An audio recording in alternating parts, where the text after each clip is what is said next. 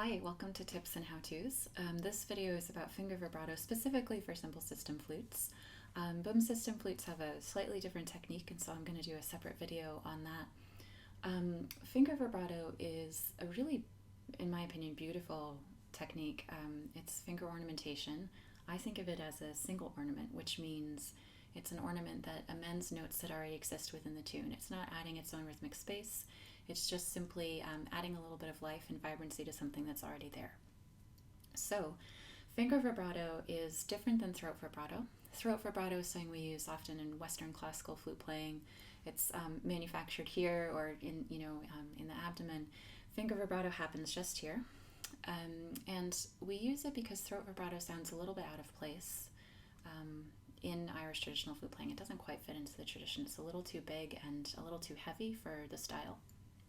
So finger vibrato sounds like this.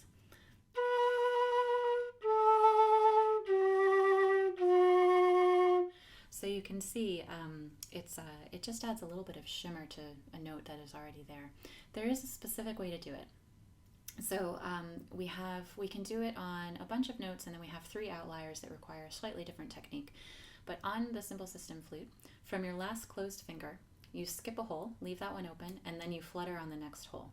So for B, you finger B and then you flutter with your ring finger. Let's try that. Yep. And then for A, same thing. You close that hole, so you have A. You skip this hole, and then you flutter here. Keep going down the flute. G, you skip this hole here, and you flutter here. And then F, I say F, it's F sharp, but F. You skip this hole here and you flutter here. Yeah, there's a whole bunch of exercises and further explanations for how to do this in Chapter 2 of Playing Outside the Lines, Volume 2. But if you want to, a good way to practice it is to just go down the scale. You always want it to get into your muscle memory. So if you're in a tune, especially if you try to put it into faster tunes, you don't waste time trying to remember, wait, which finger do I use? So you want it to be really quick and instinctive. So as you go down the scale,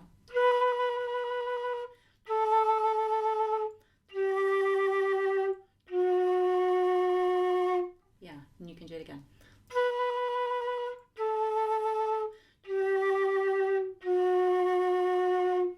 Great. I've always found that B finger vibrato needs a little bit of extra love. I'm a righty, and so these fingers are naturally a little faster. So this ring finger is pretty slow, and because of the clawed position that we require, it also tends to, and the stretch, it just tends to slow that finger down even more. So spending some time seeing if you can get that finger a little faster is always a good thing to do. So the outliers that we have that require slightly different technique. The first one's E. So E, we're out of holes. We can't skip a hole and then flutter. There's no other hole to flutter on. What you need to do so that you don't create a trill, because if you were to come down right on that hole and play it, it sounds like this, which isn't quite right. You need to half hole it, which means you close half the hole. So you have 2 options. You can either try to come down flat onto the flute and only cover half the hole. I find that less accurate, but you can certainly try it. What I tend to do is I drop down, and if you look at the plane of the flute, call this the top plane of the flute, I come at it at a 45-degree angle like so. And because I'm coming at it at that angle, I'm only covering half the hole. And that's how I do my E finger vibrato. So instead of coming flat on, I'm dropping and doing a 45-degree angle and half holding it that way. So you can experiment with that. So E is one of the outliers. The other outlier is C natural. There's 2 ways to finger C natural. If you don't have keys, you're going to finger it like so with these 2 fingers closed. And I found fluttering here tends to work pretty well for that. So you're not skipping an open hole. You have these 2 fingers down, your middle and your ring finger, and then you flutter on that pointer. Alternatively, if you have a key, you finger B and you crack open your C natural key like so. And then I half hole on this middle note here. You can also do it here if you want to. So it's just yogi's choice, whatever you want. So half hole with your middle finger. or do a complete, entirely on the whole for your ring finger. Whatever feels more natural and easy. And then the third outlier for Irish flute is C sharp, so no fingers, and then I found that fluttering on this middle finger is best. So, like so.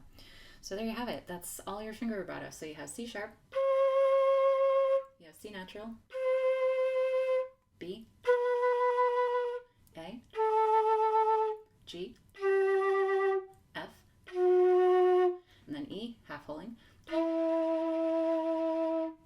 Great. The one note where it doesn't work is D. There are no open holes to do anything with, unfortunately. Some flutists, that's the one exception where I've heard flutists employ throat vibrato, but it's really, really tight and fast, like so. I tend not to do that and just leave my Ds plain, so to speak. So that's finger vibrato. If you want to learn more about finger vibrato, you can check out Playing Outside the Lines, Volume 2, Chapter 2. There's a bunch of exercises in there. I'm going to put up more videos about how to add it to tunes. We should be doing a Out on the Ocean breakdown soon that talks about adding it in. And I'll see you at another video.